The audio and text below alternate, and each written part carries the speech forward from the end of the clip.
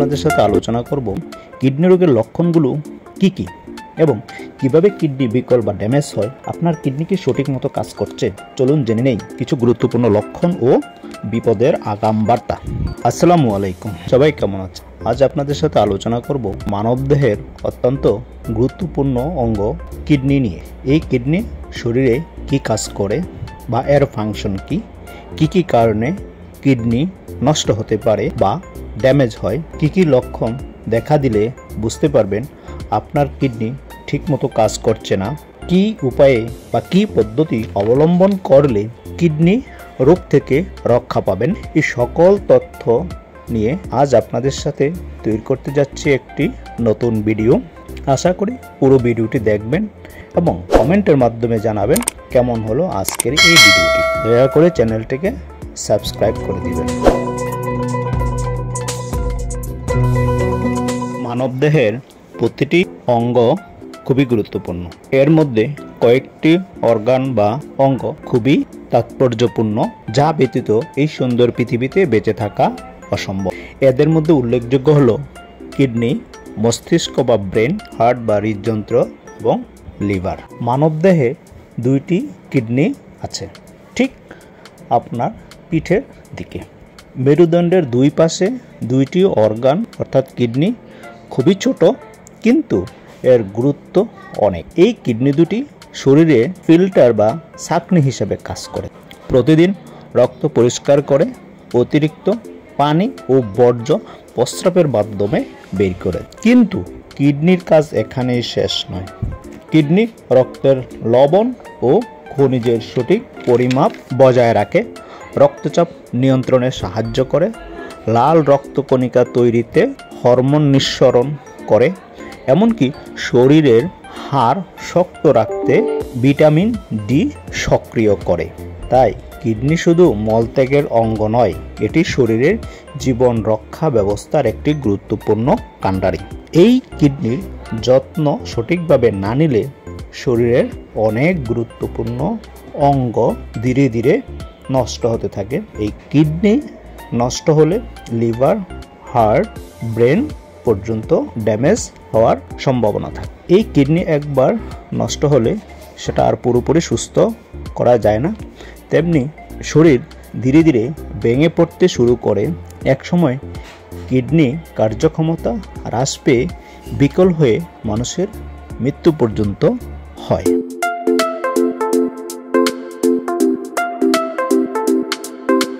এখন আসি কিডনি রোগের লক্ষণগুলো কি কি এবং কিভাবে কিডনি বিকল বা ড্যামেজ হয়। আপনার কিডনি কি সঠিক মতো কাজ করছে? চলুন জেনে নেই কিছু গুরুত্বপূর্ণ লক্ষণ ও বিপদের আগাম বার্তা।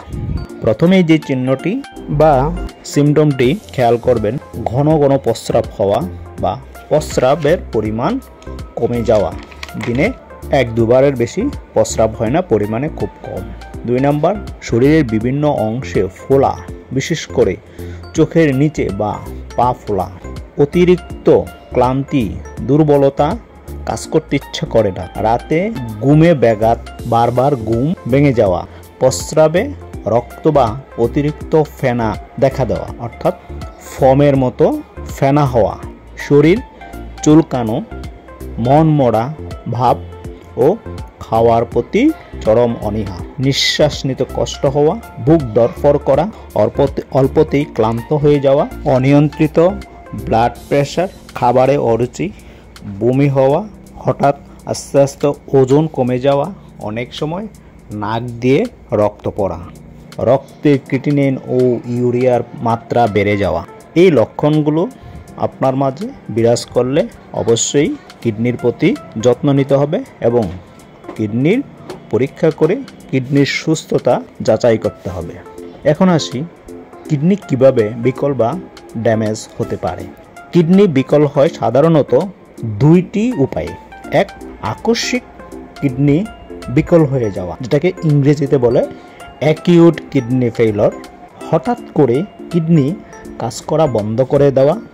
এর কারণ হতে পারে দুর্ঘটনায় পতিত হয়ে অতিরিক্ত রক্তক্ষরণ, পানিশূন্যতা, অতিরিক্ত বমি, ডায়রিয়ার ফলে শরীর থেকে অনেক পানি বেরিয়ে যাওয়া। এছাড়া কিছু ঔষধের পার্শ্ব প্রতিক্রিয়া, যেমন ডাক্তারের পরামর্শ ছাড়াই অ্যান্টিবায়োটিক খাওয়া, ব্যথার ওষুধ খাওয়া, এগুলো হলো অ্যাকিউট কিডনি ফেইলিওরের অন্যতম কারণ। তাই সময় মতো সঠিক চিকিৎসা করালে অনেক সময় এই অ্যাকিউট কিডনি ফেইলিওর অর্থাৎ আকস্মিক কিডনি ফেইলিওর সেটা পুনরায় আবার ঠিক হয়ে যাওয়ার সম্ভাবনা থাকে যদি সঠিকভাবে সময় মতো চিকিৎসা করাতে পারেন।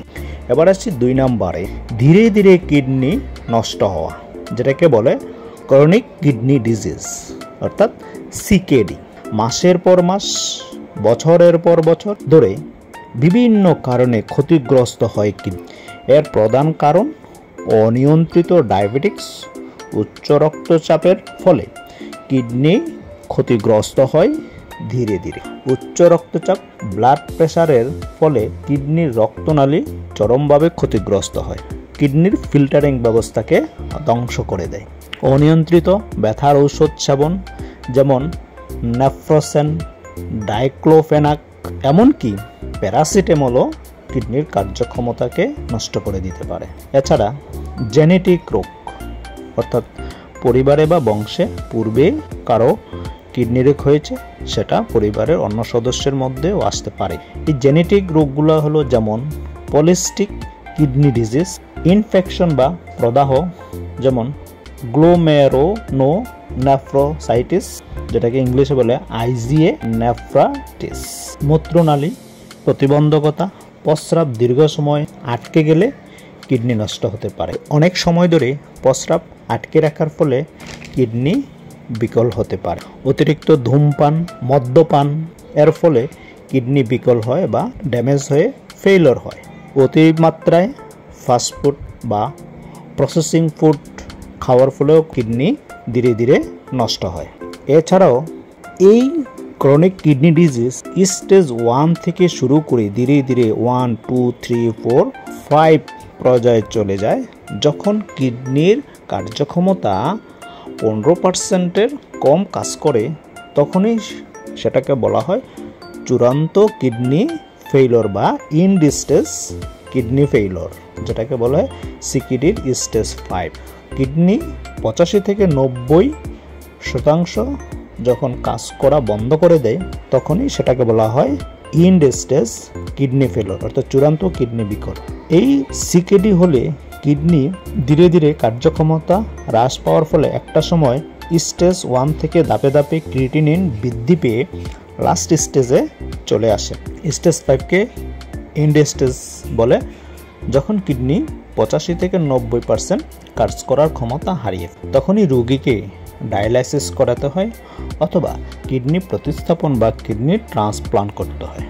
তা আগামী পর্বে আমি আলোচনা করব এই কিডনি রোগ থেকে বাঁচতে হলে কি কি নিয়ম এবং পদক্ষেপ গ্রহণ করতে হবে, কিভাবে কিডনি রোগ প্রতিরোধ করতে হবে, একজন কিডনি রোগী কি কি নিয়ম মেনে চললে দীর্ঘদিন বেঁচে থাকতে পারবেন, চূড়ান্ত পর্যায়ে কিডনি বিকল হলে কিভাবে কিডনি ডায়ালাইসিস করতে হয় এবং ডায়ালাইসিস করতে কেমন খরচ হয়, ডায়ালাইসিস কত প্রকার হয়, কিভাবে কিডনি ট্রান্সপ্লান্ট করতে হয়।